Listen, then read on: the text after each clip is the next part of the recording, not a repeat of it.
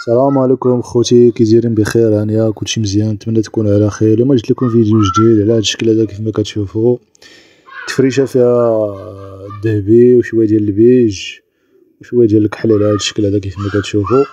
بالنسبه للمخاد درناهم نص نص على هذا الشكل هذا. المخده فيها نص مزوق ونص سامبل في الذهبي، واحد اللسان في الوسط كيف العاده في الكحل، والتلميطه كلها مزوقه. بالنسبه للعبار كيف العاده اللي كنديروا داك العبار اللي كنديروا في كاع التفريشات اللي هو 4 طلانط، كل وحده فيها 2 مترو و12 مخده. بالنسبه للعرض ديال الطلانط هو 70 سنتيم على 50 سنتيم.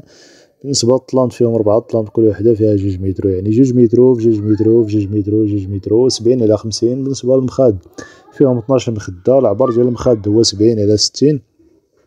كيجيو على هذا الشكل هذا كيف ما كتشوفوا، تيجيو ديكور زوين. هانتوما كيف ما كتشوفوا التفريشه كطلع ناضيه بهذا الشكل هذا. بالنسبه للثوب حاجه مزيانه، صبن ورد. بالنسبه اللي بغى يتواصل معنا يدخل صندوق الوصف، غادي يلقى النمره ديالنا، النمره ديال الواتساب، يتواصل معنا.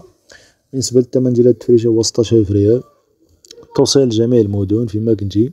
بالنسبه للناس اللي كاين في مراكش التوصيل تيكون ما بين ساعه ساعتين، وبالنسبه للناس اللي كاين في مدن اخرى تيكون التوصيل ما بين 24 ساعه حتى 48 ساعه.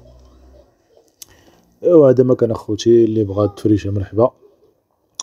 تنعاود نكرر، اللي بغى يتواصل معنا يدخل لصندوق الوصف، غادي يلقى النمره ديالنا ويتواصل معنا. واللي عنده شي عبار كبر من هذا يصيفط لنا في الواتساب راه نصاوبوا عليه ونوصلوا ليه حتى لباب الدار. هذا ما كان اخوتي، وشكرا لكم على الدعم ديالكم. نتمنى تبارطاجيو هذه القناه ديالكم مع هذه القناه ديالنا مع الاصدقاء ديالكم والعائله ديالكم. والنسبه للقناه راه عامره بلي شانسيو ديال التواب وديال الطلانط وديال التفريشات. اللي بغى يشري وبغى شي لون اخر يدخل للقناه، راه غادي يلقى بزاف ديال الشكيلات. واللي بغى يشوف شكيلات اكثر يدخل صندوق تحت الفيديو. المهم يدخل الصندوق ديال